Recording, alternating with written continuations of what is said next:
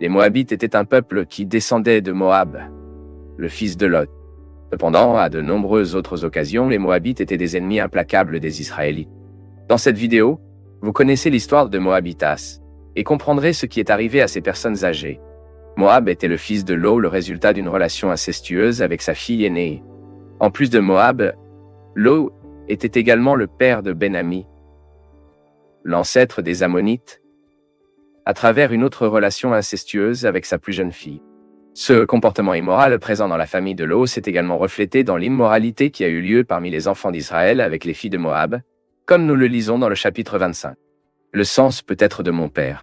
Si cela est correct, ce nom ferait alors référence à la façon dont Moab était conçu. Dans tous les cas, il s'agit d'une simple spéculation, car il n'y a aucun raisonnement sur l'origine et l'étymologie de ce nom. D'après le texte de Genèse, chapitre 19, toutes les autres fois que le nom Moab apparaît dans la Bible, il ne fait pas référence à une personne en particulier. Ce nom est utilisé pour désigner le territoire et les habitants de Moab, c'est-à-dire les Moabites. Et quelle était la terre de Moab? Moab était dans un plateau à l'est de la mer Morte, à environ 1000 mètres d'altitude. La région de Moab était très favorable à la production agricole. À Moab, ils ont été produits en particulier les céréales et les raisins. Et la création de moutons était une autre activité importante dans l'économie de Moab. La dimension du pays de Moab variait selon le moment historique politique de son peuple. Dans l'ensemble, la frontière sud de Moab a découvert que la vallée Zéred et la frontière nord variaient de la rivière Arnon jusqu'à ce qu'elle atteigne à certaines périodes une limite incertaine. Très probablement que la région est habitée depuis très tôt et les descendants de Moab se sont installés là-bas et se sont mêlés à la population locale par le mariage. Au fil du temps, ils sont devenus le peuple dominant de cette région. Et leur nom a donc servi à désigner toute la population et le territoire lui-même. Moab était donc un royaume bien organisé qui avait une économie structurée et de grands bâtiments. De plus, les petites forteresses étaient positionnées à des points stratégiques de leurs frontières.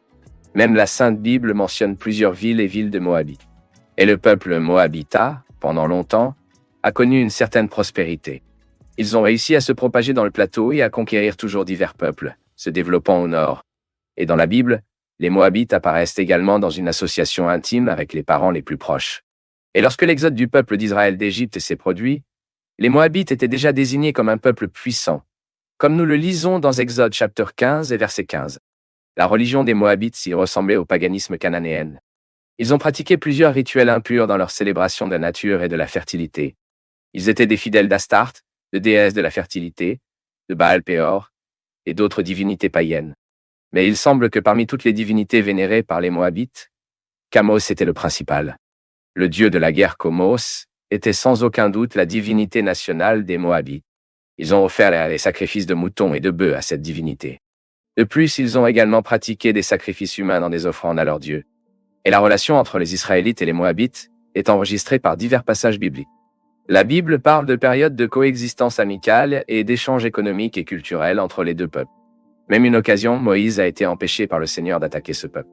Mais les Moabites, ainsi que les Ammonites, étaient durement désapprouvés de Dieu pour avoir soulevé Israël.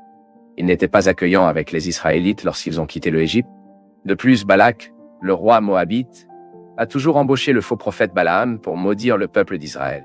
Et lorsque les Israélites ont campé dans les plaines de Moab avant de traverser le Jordanie, ils se sont impliqués immoralement avec les femmes moabites et midianites et ont participé à leur idolâtrie. Pour tout cela, il a été ordonné qu'ils soient exclus de la congrégation d'Israël. La Bible dit également que lorsque Moïse est décédé, il a été enterré dans un endroit inconnu du pays de Moab. Après Joshua, dans la période des juges d'Israël, Dieu a permis aux Moabites de submerger les Israélites en raison de leur désobéissance. Cette oppression moabite a duré 18 ans sous le gouvernement du roi Églon, jusqu'à ce que Dieu ait levé Eude, un homme gauche, pour débarrasser son peuple. C'est également pendant la période des juges que Elimelech et Naomi ont migré avec sa famille vers Moab, puis ses enfants ont épousé les femmes moabites, Orphone et Ruth. Quand Elimelech et ses enfants sont morts, Naomi et Moabita Ruth, ils sont partis à Bethléem. Déjà lors de la monarchie en Israël, Saul war et a vaincu les Moabites dans leur campagne militaire. Et quand David a dû vivre comme un fugitif, il a envoyé ses parents à Moab. Ensuite, le roi David lui-même a également maîtrisé les Moabites. Et lorsque le royaume d'Israël s'est divisé après la mort de Salomon, les Moabites ont réussi à réaliser leur indépendance. Mais peu de temps après, sous le règne d'Omri, le père d'Ahab, Moab a de nouveau été modéré par Israël. Mais après la mort du roi Achab, les Moabites se révoltèrent encore et ont réussi à se libérer du joug d'Israël. Mais peu de temps après, le roi Jorao d'Israël, le roi Jéhoshaphat de Juda et le roi du Gédom ont formé une coalition pour attaquer les Moabites.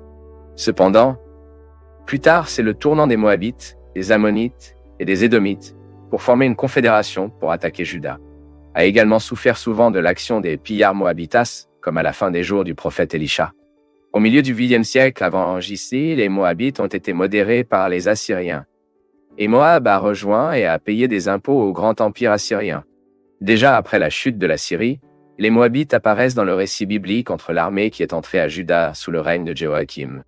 Cependant, il ne fallut pas longtemps avant que les Moabites ne participent à une conspiration contre Babylone. Ensuite, le roi Nabuchodonosor s'est fortement relevé contre eux, les dominant à nouveau. Mais même après la chute de l'empire babylonien, les Moabites sont restés subordonnés aux Perses. Et dans la période post-exil, les Moabites sont toujours cités comme une race en sources historiques. Mais progressivement, ils se mélangeaient et étaient complètement assimilés par des groupes arabes.